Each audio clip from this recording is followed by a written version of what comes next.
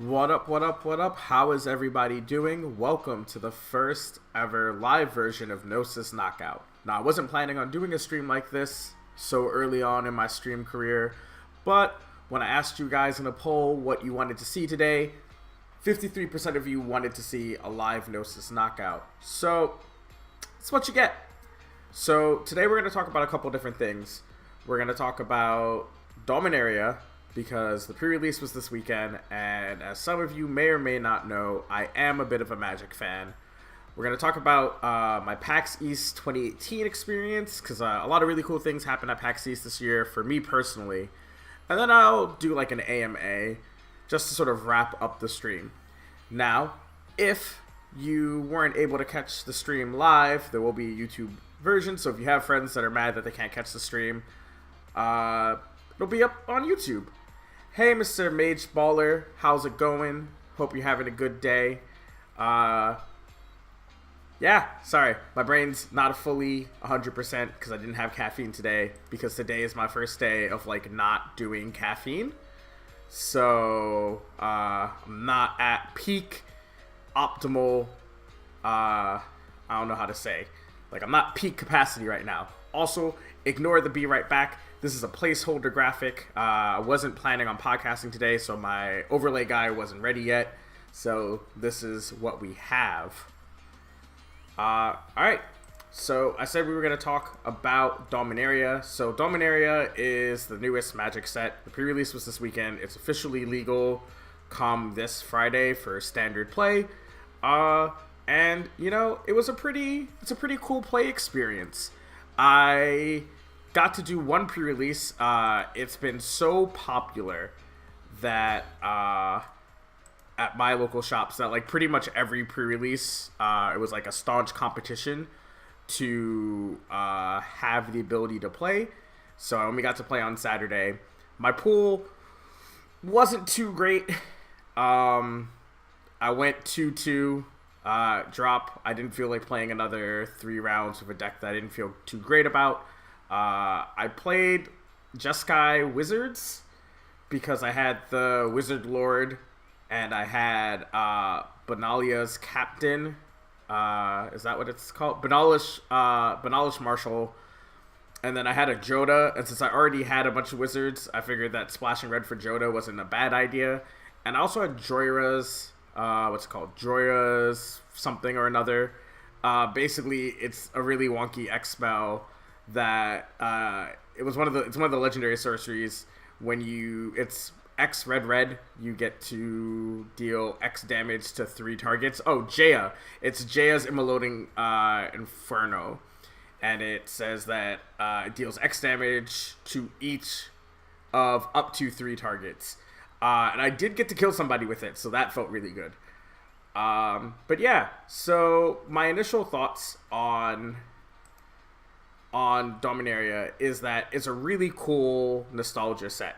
Now, I think what it did very well was that it took a lot of the flaws that Kamigawa had, and, you know, being a Legends-focused set, but had a lot of really weird things going on. So it took that idea of being Legends-focused, and then took the tribal themes of Onslaught, and then the nostalgia themes of Time Spiral Block, mashed them all together to, like, what is pretty much, like, a peak nostalgia kick for people who have been playing Magic, like myself, for a very, very long time. In this set, we had some new words. We had Historic, which is Legendaries, Artifacts, and Sagas. And I understand that, like, this is a taste. I wish that there was more things that interacted with Historic. Just personally, I think that it didn't do all the things. Like, I had one of the Historic creatures that when you cast a Historic spell, your opponent mills to, and it did work. Like, I almost milled somebody out one game. But I don't know. I feel like I can't properly assess Historic in Limited, because if you don't get a lot of ways to make it work, then it's just a mediocre ability. I did like it in my Limited deck.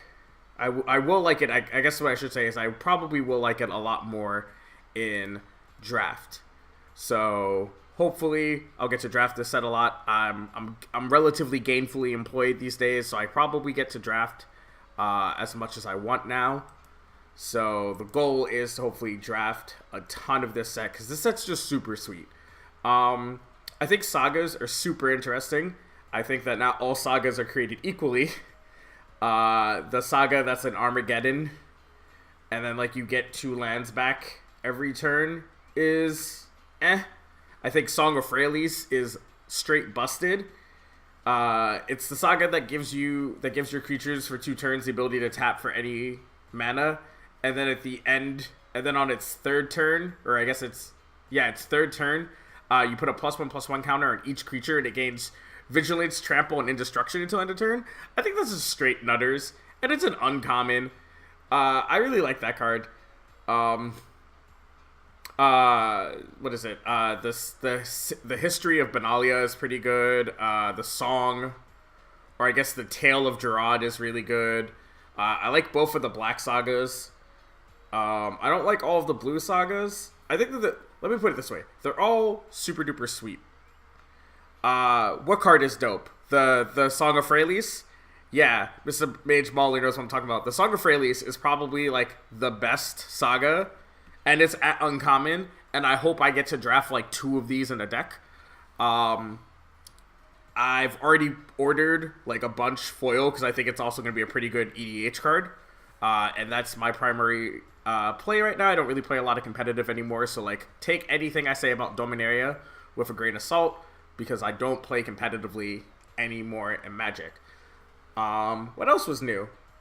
So actually, sidebar, a friend of mine, Bryce, is doing a partner league, which for those of you who play Magic, you know that the most recent Commander set had partner commanders, meaning that you could like have 2 of them, but Bryce came up with the additional rule that you could play any of the uncommon legendaries from Dominaria as if they had partner, which I think is like a really cool idea. So I'm playing Quende and Sidar Condor, because I want the huge flavor win of playing the Farameth Knights, because I am a huge, like, secretly everybody knows I like playing elves. Like I used to play elves in Legacy a ton, and I like made decent money on the Star City circuit playing elves, but my actual favorite tribe is Knights, just because like growing up I saw a lot of people who had I saw a lot of black characters as Knights because of the Mirage Block. So definitely a huge fan of the Knights archetype. There's also some really sweet Knights in this set. Happy that elves are back. I mean, you can't have a Dominaria set and not have Llanowar Elf, so when they announced Llanowar Elf, I was pretty hyped about it. What else is there to say about Dominaria? Did any of you guys get to do a pre-release, a Dominaria pre-release? Anybody in my chat? And I hope you guys are enjoying today's music.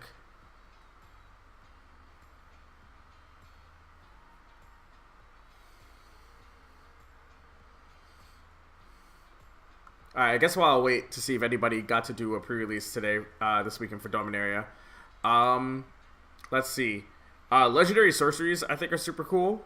The fact that you... they're probably pretty terrible for Standard and Modern, but they're, like, super duper cool for Commander, because you're probably going to have a legendary creature or a Planeswalker on the field.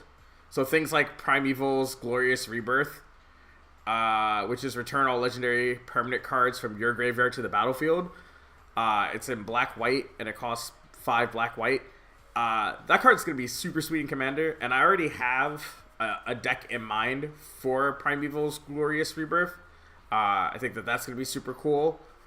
I'm just staring. I'm on a specific page of Gatherer right now. So the next card that I noticed is Precognition Field, which is 4 and a blue for an enchantment. You get to look at the top card of your library at any time, and then you may cast the top card of your library if it's an instant or sorcery. So I play Storm in Commander, so this card seems really sweet for that deck, and it now makes me want to play. I'm gonna need a copy of this for my deck. I'm really happy that Teferi's back. I'm actually writing an article for Card Kingdom about how important it was for me that there was a major character in the Magic story growing up that was black. Because growing up, I didn't really have a whole lot of choices for black heroes. And so the fact that this card game that I was, reading a ton of books for and playing a ton had a focal character who was black and also didn't get caught up in the craziness, was like, nah, you blew up Urza, you blew up a continent at one point, not letting that happen to my continent. We out. And time magicked his entire continent away. I'm a fan of Teferi. And then Teferi came back in Time Spiral and tried to help fix the problem he caused by time noping his whole entire continent out. And now we got him back again, trying to save Dominaria once again. I don't know, it's kind of cool. He's got a daughter now. I'm a little sad that his daughter is from the Planeswalker deck. So what Wizards has done recently is they created these things called Planeswalker decks. They're 60-card decks that tend to have a card or two that's not in the main set. So the Planeswalker, there's two Teferis. There's a Teferi for in the regular set, and then there's a Teferi in the Planeswalker deck. The thing that makes me a little sad is that his daughter isn't really her own card. She's just a 3-mana tutor for him. It is kind of cool that she puts the card, if he's in your graveyard, back in your hand. That's kind of cool. But I don't know. I wish she did her own cool, time magic shit. The fact that her flavor text is "My father will be happy to see you." I don't know. I like strong black women. And this definitely isn't it. But I will say that there are a lot of really cool, strong black women in this set. So that's pretty cool. You have Rona, Disciple of Gix. Pretty sure she's black because she's got the Ilf afro going. I am so sorry, my phone is doing some random stuff to my computer right now. I greatly apologize. Which, by the way, I got 2 Rona Disciples of Gix and was not thrilled about it. But I also think I would have thought the card was a lot better had I actually read it properly. Because I forgot, I messed this up round 1, but I forgot that artifacts are historic. And yeah, I may or may not have messed up. Speaking of things that are time magic and messing up, I love that there's so many cards that harken back to earlier Magic cards, like Sage of Latnam, and Sentinel of the Pearl Trident, and there's a legendary creature that's Voice of Plenty, because there's so many cool things. We got Siege Gang Commander back, right? We have the Weatherlight back as a ship that you can crew. It's a really cool set. I had a lot of fun. I think this is probably the best Magic set in a very long time, hands down. I don't think that there's a set that has made me more excited to play Magic. Masters 25 was pretty close, but this set is definitely head and shoulders above everything else that Wizards has done with Magic recently. So, yeah, if you're a casual Magic fan, I definitely would recommend you looking up and seeing if there's a store that you can go get some Dominaria. There's a lot of really cool things that you can do, and I think you guys will really, really enjoy the set. So I hope that you guys can check it out. I had a ton of fun with this set, and was hoping that we could share pre-release stories in the chat, but didn't really happen. So I just kind of have to accept that you guys can just listen to me ramble about the set. I'll probably, so before we move on to PAX East, I will probably include the deck list in the YouTube of the Partner League deck that I'm building with Quende and Sidar Condor, so that you guys don't feel left out. But we're going to move on to PAX East. I need to take a sip of my Discord water.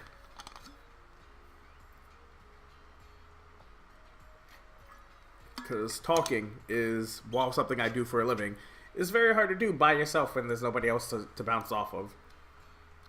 So, PAX East 2018 was supposed to be my low-key PAX. And what I mean by low-key PAX is that originally the plan for PAX East was that I was going to be on a panel called Transmission with Sabiel from Overwatch Swire and Post Bomb Ready podcast. Podcast, a panel called Transmission, which was going to be the state of trans in gaming. And there's going to be a panel to discuss, the representation of trans characters in gaming. I guess trans people talking about like experience of people who are trans who work in gaming, which kind of something that I'm a huge fan of. But that's not. So I was like, all right, cool. I'm gonna do a panel. I'll like go to PAX for like a day or two, and then I'll like come back to Troy, and that's it. We out. That's not what ended up happening. What ended up happening was then I heard about my friend Victoria was doing a panel called a discussion of women in esports, and when she announced that her panel had been accepted, I really wanted to be a part of that panel. So I was like, hey, is there any way I can be a part of this panel? She said she would have to check with PAX. She was able to add me to the panel sort of last minute. So PAX has already turned into more than a 1-2 day thing, because her panel was going to be on Saturday and my panel was on Thursday. So I was like, oh no, I might actually be at PAX for all 4 days. This isn't great. Because like I said, I wanted to have a low-key PAX. And then I got asked to be an AnyKey ambassador.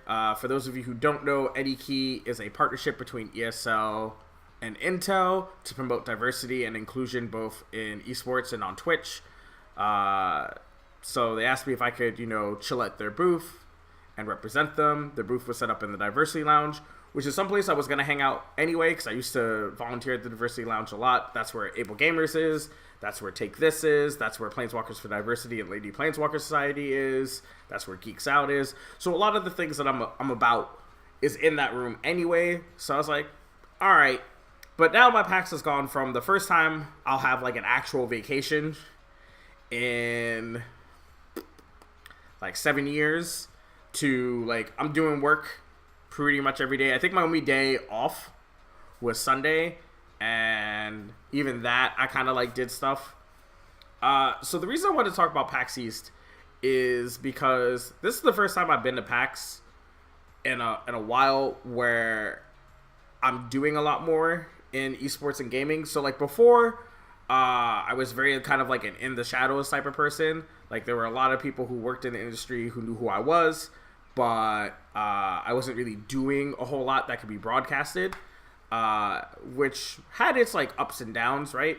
Like it was really cool to like go and do press stuff and coordinate people from different websites to make sure that they like got to their meetings on time and stuff like that. But it was like very draining and not always the most fun. And then this PAX came along, and I thought it was gonna be pretty much the same. Like, yeah, I'm writing for Riot nowadays, and I do like the FGC stuff, but I thought it was gonna be more of like the low key. And it was actually a little bit less low key than I was expecting. Like, I had this really cool interaction that was like super humbling to me, and maybe humbling isn't the right word. It made me feel really good inside. Basically what happened was I was coming back from going to the Skybound Games booth, and I had just talked to somebody from Take This, and so I was like, all right, time to go back to the Diversity Lounge. I gotta go back to my shift at the AnyKey booth, and somebody's like, Amanda! And I like turn around, I like look, and I'm like, all right, who called my name in a very like distinctive manner? And I'm like looking around, and I don't see anybody that I recognize except for the person to Take This, and she definitely wasn't the person who called my name. So I'm like, all right, maybe I've lost my damn mind. Maybe I have gone completely and utterly insane. And this person like looks at me, kind of like waves their arm and is like, I really like your stuff. And I'm like, me? You like my stuff? Like, I'm thinking like some like big streamer or like YouTubers behind me or something. And he's like, no, I really like your stuff. I really appreciate all the stuff that you're doing right now. And it's making me want to get back into doing esports journalism. And I was like, this is dope. Weird, but really, really dope. And he was like, I wasn't sure it was you, but then he's like, there's not a lot of black trans people with pink hair in esports. And I was like, you right, fam. You right. There's not a lot of people that fit my intersections in esports right now. So you are quite correct. You are quite correct. And I had a couple more experiences like that. There was a girl who came into the Diversity Lounge with her partner, and she saw my League of Legends lanyard. And I've been collecting League of Legends lanyards basically at every event that I go to that there's a new lanyard.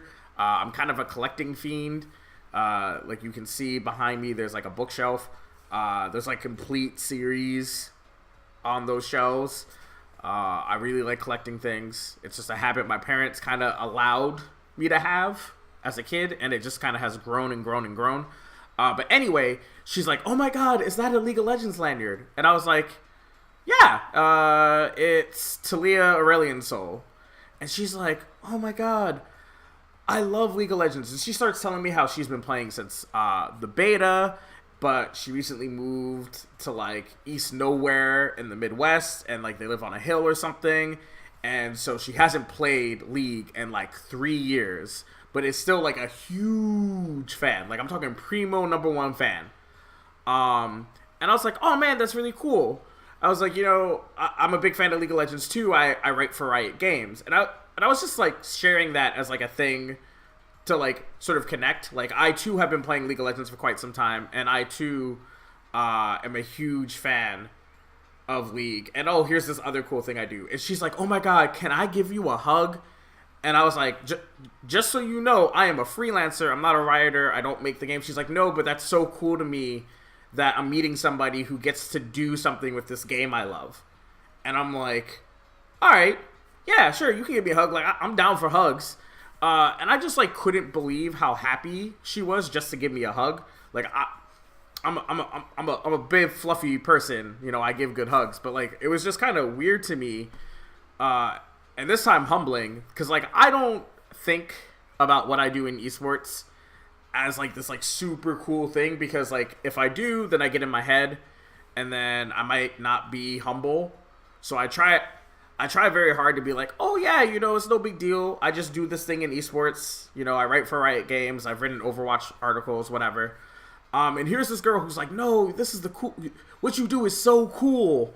And like, it's really humbling to hear that from somebody who like isn't your friend.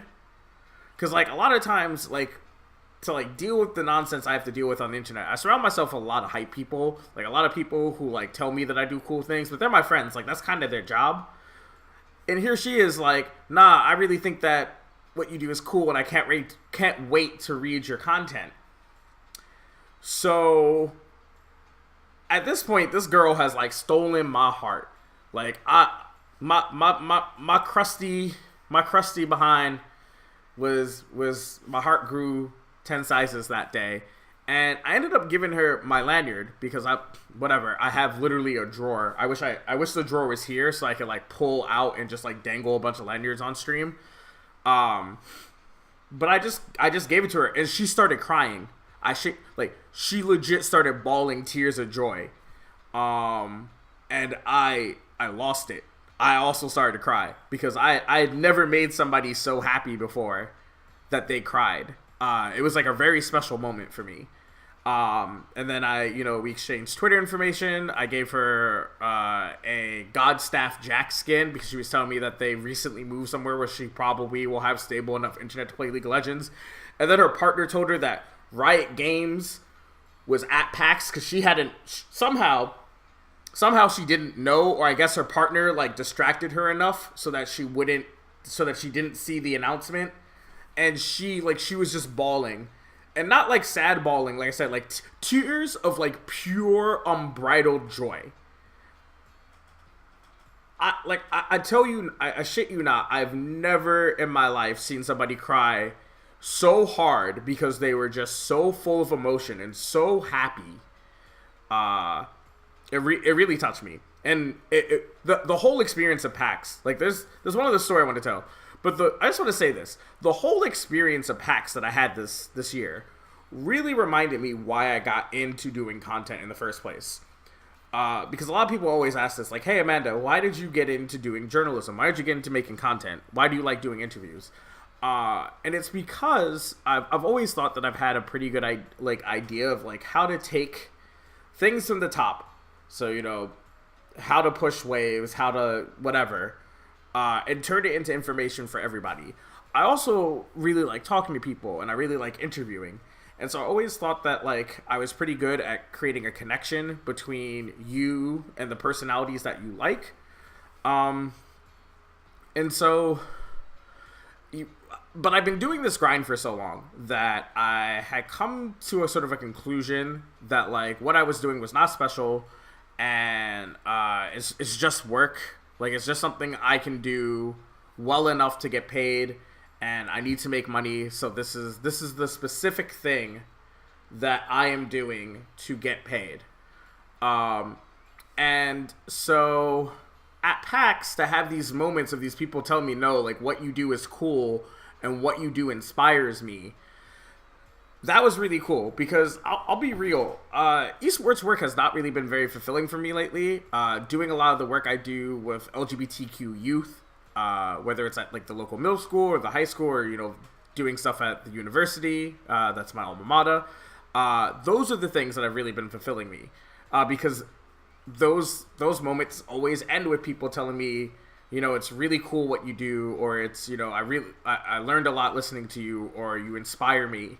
I don't get those experiences a lot in esports, so I've always, you know, used esports as a way to justify the ability to take time off to do the mentoring things. Those things are way more important to me than any of the things that I was doing in like League of Legends and fighting games. So to have those moments at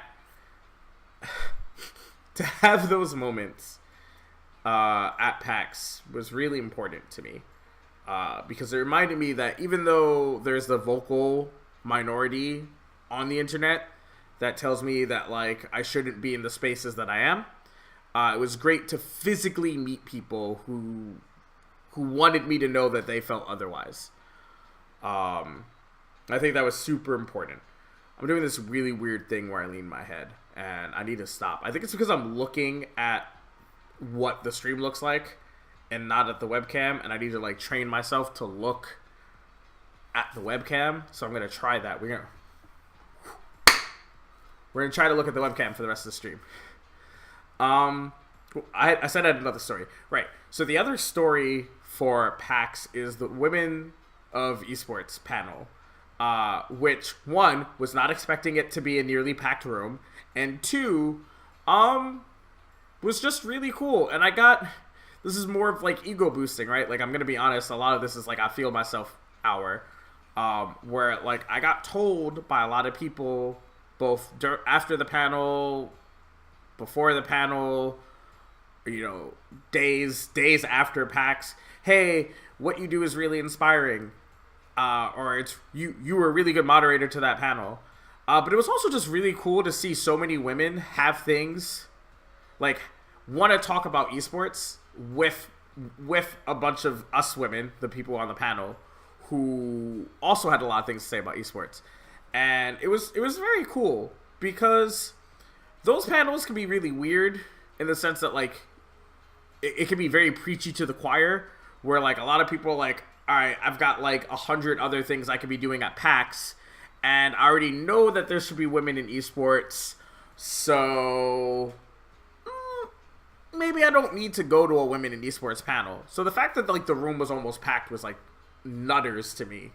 But the other thing was like all these women who, you know, worked for their local paper, or were community organizers or wanted to, get involved in esports or wanted to become competitors, and hearing their stories during the end of the panel was really, really cool. So yeah, there was definitely that. There was also getting to hang out with Rivington, which never gets to happen because I never get to see him I don't get to see him ever because I'm usually covering the League of Legends event and he's usually a part of the League of Legends event. So that was really cool that I got to hang out with him. Also, big shout out to Mushu Beef, Mr. Alex Chan of broadcast.gg, who rented out a room in the Westin for, unfortunately, one of the wackest finals I've ever watched in LCS history, but rented out the room anyway, and was just an overall G that weekend. Like, I needed a hotel for Wednesday night, dude hooked me up. Needed a place to stay Sunday night, dude hooked me up. Like, Mushu Beef, I hope you watch this VOD. You the realist. You the realist. So I'm gonna turn off my webcam for a second. And we're going to see if we can get people involved in the AMA. So let's figure out how to turn off our webcam. We're going to learn together today's stream. We are going to... Did this do it? Oh, hey, look, my webcam's gone. All right, so I'm going to let people on Twitter know that we're at the AMA portion of the stream. So if you have any questions that you want to hear, now is the time to ask them.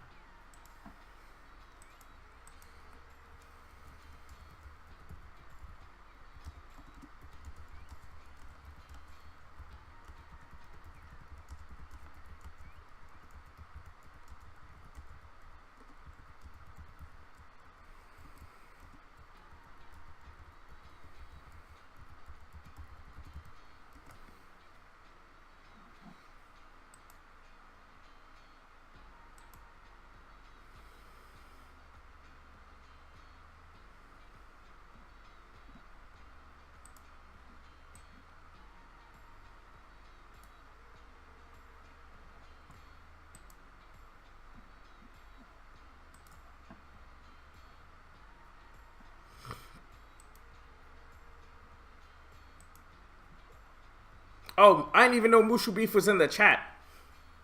So Mushu Beef got to listen to me shout him out pretty hard. But yeah, if any of you have any questions about like my thoughts on something in esports, my thoughts on something in Magic, my favorite color, movies I like, whatever you guys want to ask me, I'm down to answer. So just hit me up with them questions.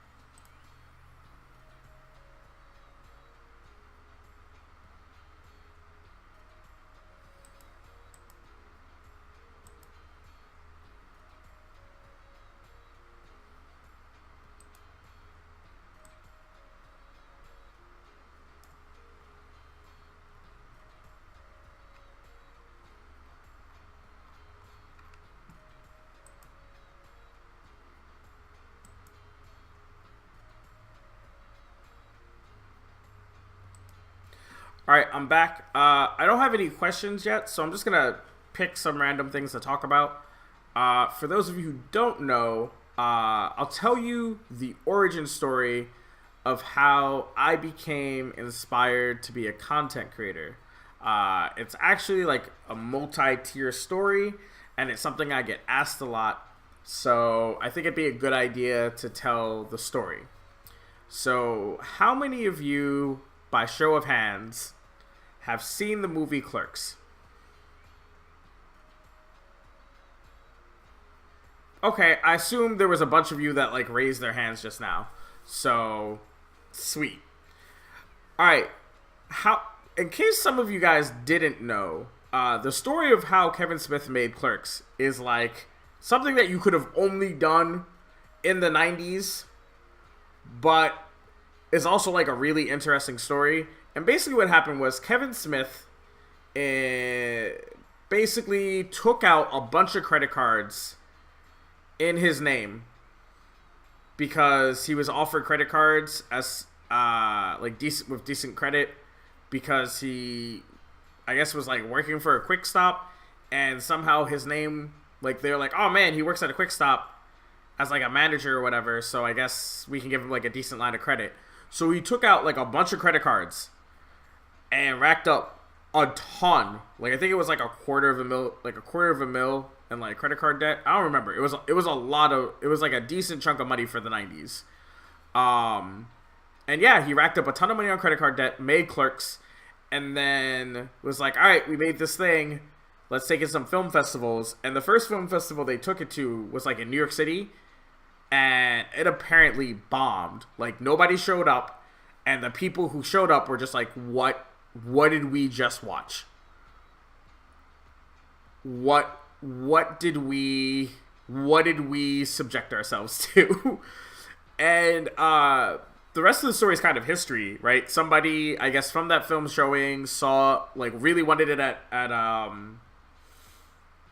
Cannes, and then, like, they were his movie was one of the first movies to ever be bought at a film festival. You, like, usually, like, all film festivals were to, like, show off your cool, like, your interesting, like, experimental movie, and then maybe, like, down the line it got picked up.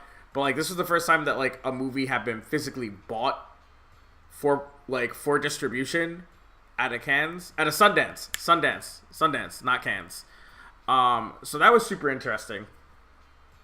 And so I heard that story, and at the same time I was also reading Transmetropolitan, which is this really cool comic book by Warren Ellis and Ben Temple-Smith. I really not Ben Temple-Smith, Derek Robinson. Warren Ellis and Derek Robinson. Basically about a journalist. It's where this tattoo comes from.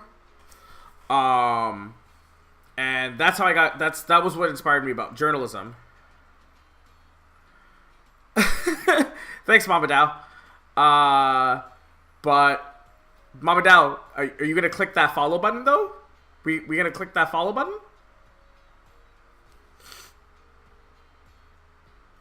I don't see it. But anyway, continuing the story, basically what happened was between Clerks, Transmetropolitan, and meeting my friend Sarah Svena Circlet Ventura in college, I was really inspired to do content. Because I always thought that I was like a decent writer. And basically, the way things went is that I was very involved in the Magic side of Twitter in early 2000s, and had made a name for myself by like talking about Legacy and Standard and stuff, and having like fairly like smart opinions about Magic. And so I started a Magic the Gathering website after a website that I'd been invited to write for had kind of evaporated. And thank you for the follow, Joker and Mama Dow. And so after a while, that site also, my personal site, or the site that I was running with other people, Red Site Wins, folded. And so I was like, all right, it was cool doing this whole like content creator thing, but I guess it wasn't meant to be.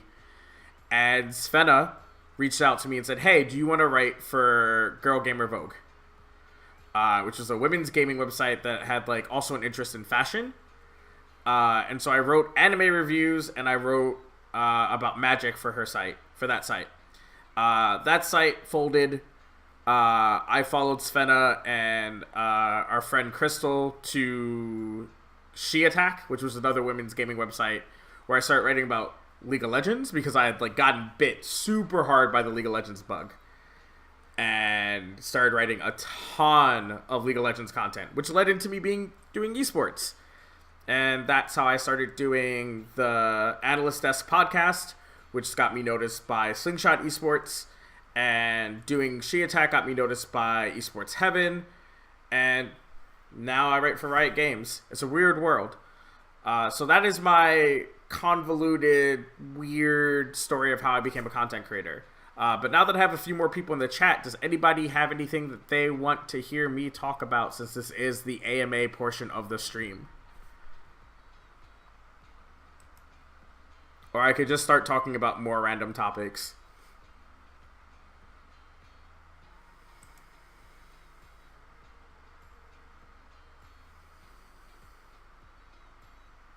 What is my favorite Magic card?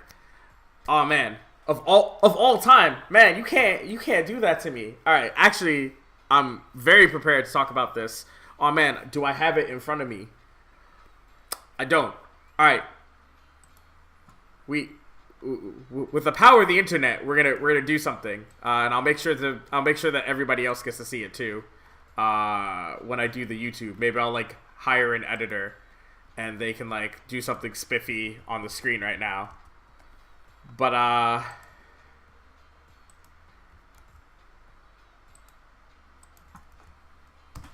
in the chat is a picture of my favorite Magic card of all time. It's Dakin Blackblade. It's a very weird card. It's a somewhat wonky card from Legends. Basically, it's a creature, a legendary creature whose power and toughness is equal to the number of lands you control. It costs 4 black, white, blue. And the reason I say it's wonky is because black, white, blue is not the colors you think of when you think of lands. Lands is usually a very like green part of the Magic color pie. Basically, the color pie is like what abilities fall into what colors. So like you don't really see counter spells outside of blue. You don't really see first strike outside of white. You don't really see haste outside of red, so on and so forth. I remember my parents had bought me this like massive thing called the Magic Encyclopedia, which was was basically an encyclopedia of every Magic card from the beginning of Magic to Apocalypse, which I think was like the most recent set at the time. It was the last time that they made one of these, and I remember like constantly flipping through this book and being like, oh man, this card is cool. And then one day I just like flipped and saw Dakin Blackblade, and here's this weird zombie looking dude, holding this like big sword behind him. And I thought it was like the coolest looking image I had ever seen in my life. And I used to make asterisks inside the encyclopedia for like cards that I would try to like buy off of eBay. Because I didn't have like a game store that had singles at the time, because the closest store to me was actually a Wizards of the Coast store. Wizards used to have retail stores.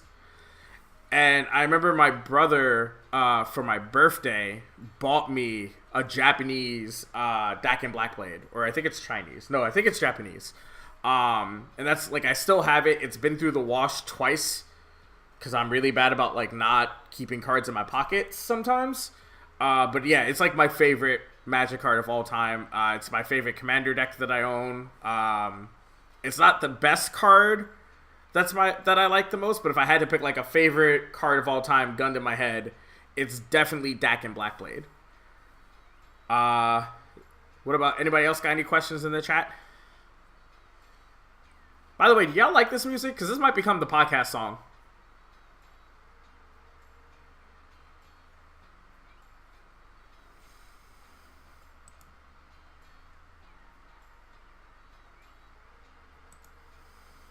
Thanks for liking my story. It's the only skill I have in life, which is to turn anything into a story. Who's my husbando or waifu? Oh man, I forgot that you're a weeb. By the way, thank you Discord for making me a partner. I guess, so, I don't have a husbando, but currently, my waifu is Froppy, because Froppy can do no wrong. And if you think Froppy can do wrong, then you are in the incorrect stream.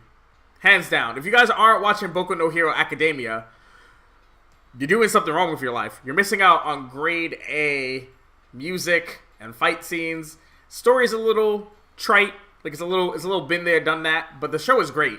So if you don't like Froppy, we're gonna have problems. If you're part of Team Urika, we have problems. But yeah, so I guess right now my actual waifu is Froppy, like hands down. Waifu of all time is probably Sailor Jupiter. But I don't know if I could actually like date Sailor Jupiter, because I think I just love her too much. Like I feel like it's more like I just want to be around her and be friends with her. So I don't know if she's actually waifu material as so much as goals. But yeah, that's my waifu. See, Mama Down knows Jupiter is best waifu of all time. Froppy is current waifu.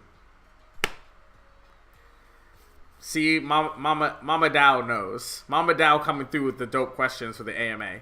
I'm gonna leave it open for like 2-3 more questions. So if anybody has anything that they want to say, and then I gotta figure out how to roll my credits to thank all of my followers, because we hit the number of followers. We're actually plus ultra.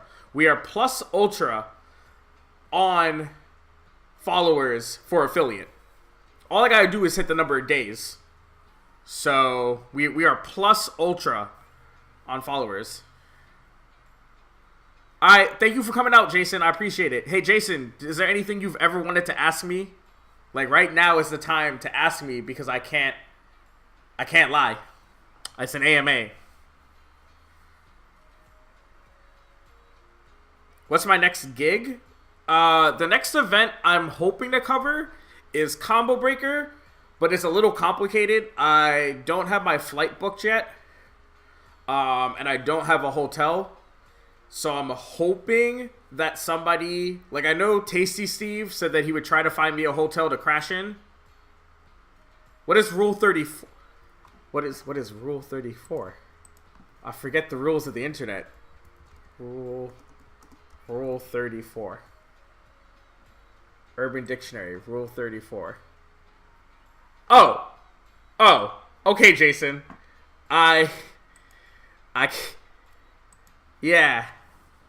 Yeah. But yeah. It's too late. I already Googled it.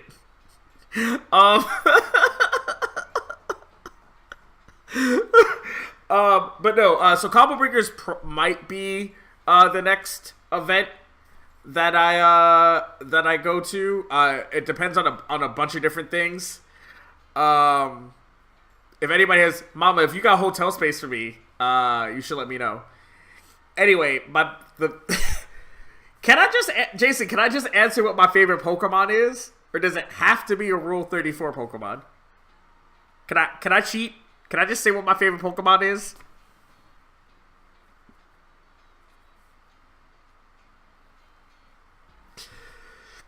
Alright, since Jason hasn't answered my question, I'm gonna go with what my favorite Pokemon is. And my favorite Pokemon is...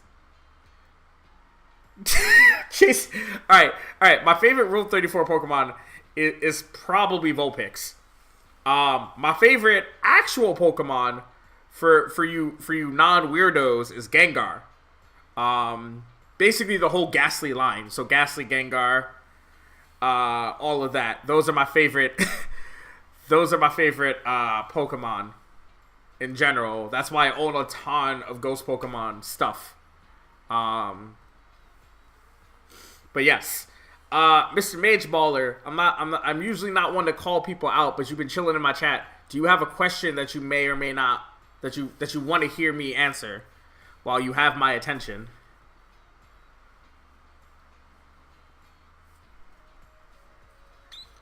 Man, I gotta learn how Bonchan does it perfectly. Because every time Bonchan takes a sip of something on stream, like you can see, you can always make out the Red Bull logo. I gotta learn how to do the Bonchan method, where like every time I take a sip, you can see the Discord symbol. Favorite Magic set. Well, aside from what I just said about Dominaria, it's really hard. It's a tie between Mirage, because it gave me flanking. It's an African themed set, and the entirety of Invasion Block. Invasion Block was the new kid when I started playing Magic. Like, I had been playing Magic since Revised.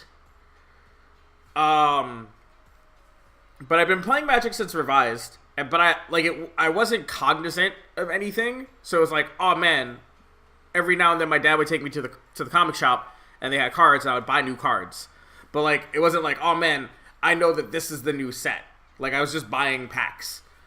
Invasion is like the first set that came out that I was like, this is the new set.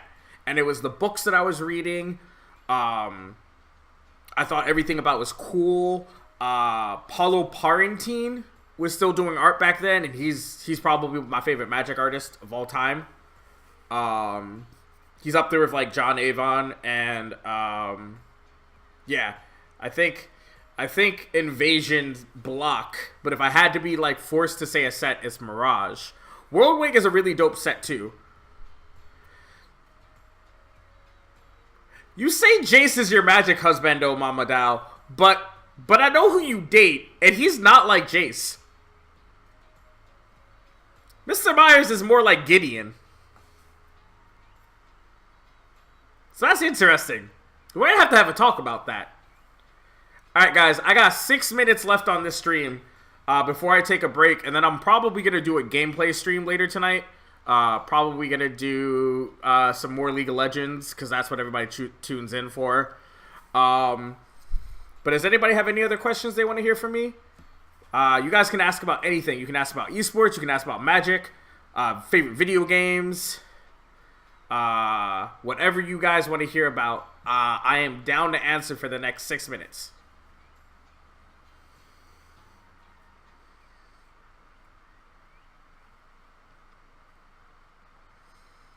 I also can't wait for this stream to be over because I've been listening to this song for like the past hour. And I think I'm getting tired of it. I still can't believe Jason asked me about Rule 34 Pokemon. We might have to reconsider my friendship with Jason. Alright, I'll give you guys a choice. You can either hear about my favorite video game of all time, or my favorite esports event that I've ever been to. Vote now in the chat. Do you want to hear about my favorite video game of all time? Ooh, I got actually better. Favorite video game of all time, favorite anime of all time, or favorite esport event I've ever been to. Which of those three do you want to hear about? Alright, we got one vote for esports.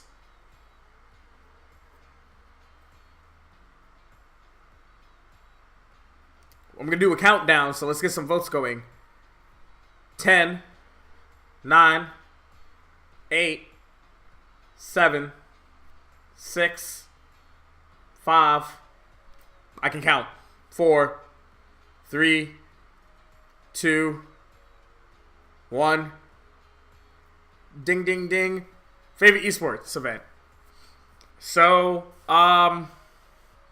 this is technically what could have been the worst esports event of my life. So, at the time of EVO 2016, I was the managing editor of Gamers.com, an esports site, and EVO was supposed to be the first time that I was going to meet two of my very good friends for the first time. It's going to be the first time I was going to meet James Obscura Chen. It was the first time I was going to meet Colin CD Mangaka Neimer. Had I already met Jacob Wolf? Yeah, I'd already met Jacob Wolf at this time. And so the plan for EVO was that I was going to fly out to Colorado to meet Colin. And then me and Colin were going to drive from Colorado to Vegas. Which is like a 12-hour drive. And I don't drive, so Colin had agreed to drive for 12 hours. Because it was cheaper for me to fly out to him and him drive down than it was for him and I to both fly out. So that's what we did. One of the mornings, while I was at Colin's place, chilling, I find out I've been let go from Gamers.com. So, and they gave me a severance package. That wasn't my full severance package, but that's not the point of the story. So here I am, about to go to Vegas, about to go to my very first EVO. Like, I've been watching EVO for years. So excited to go and live in person for the first time. and I'm going jobless. And that kind of sucked. But I found out the value I had as an interviewer because I was literally able to get a bunch of gigs like on the drive down. Like I just messaged everybody I knew in esports. It was like, hey, do you want Evo coverage? Do you want Evo coverage? And everybody said yes. A lot of people said yes. And at that Evo, I got to interview my Marvel hero, which is Marlon Pie, because I love me some foot dives. I got to interview Catfight, which led to a friendship that like I'm super blessed to have. Formerly Circa Catfight, now Black Catfight. It's one of the realest dudes I've ever met. Super chill. Really blessed for him that he about his kid. But yeah, it just turned out to be everything I ever wanted from an esports event. Hype matches to watch. Got to do great interviews. Got to meet really cool people. It was one of those moments where like I found out that I was very good at pitching myself because I met a lot of people who were interested in me doing content for them in the future. Yeah, it was a really good time. I'm very, very, very blessed. Also, got to watch Chris G beat his semi-rival Kane Blue River for Marvel. Like that was hype to watch. Street Fighter, the story of L.I. Joe. Like I did cooler interviews at EVO 2017, and I got to do cooler things. Like I don't know, go to this Red Bull party that some weirdo named Mama Dow threw. But like EVO 2016 was one of the last events that I went to as more fan than journalist, and boy did it deliver for me as a fan. And I just had a blast, and it really made it like I've been to LCS finals, I've been to Worlds. EVO 2016 was like it made it so that I knew that I could never ever miss an Evo. Like I could never miss an Evo, and I don't plan on missing an Evo. Like there's a chance I might have to move to Berlin for work, and I don't care. I will spend that cash to get to EVO in August if I'm in Berlin. Like you cannot stop me from ever going to another EVO. So yeah, that was just a great event. So much cool things to see. Became friends with Prague. Became friends with James Chen. Just a lot of really cool things. All right, Mama Dow, it was really cool that you stopped by. I really appreciate it. I'll catch you later. But yeah, that's my favorite esports event of all time. So yeah, that was my favorite esport event of all time. And we have hit that hour mark. I really appreciate all of the people who came out for my first podcast stream. I'm gonna try to do these once in a while. I kind of want to keep these special and not do them weekly. But if you guys really like them, then I will definitely make them a regular thing. This, like I said, the VOD will end up on YouTube. I hope I didn't mess it up. What else is there? Tomorrow we're probably gonna stream some Dragon Ball FighterZ. So hopefully that happens. I gotta make sure I have everything set up. I don't know if my controller works on my laptop, so we'll find out about that. But yeah, thanks everybody who's come through. Thank you, Side Joker and Mama Dow, for being new follows. If you enjoyed today's stream and you don't already follow, please hit me with that follow button. And until next time, remember to keep calm, and despite what Wizards tells you, you play your lands in front.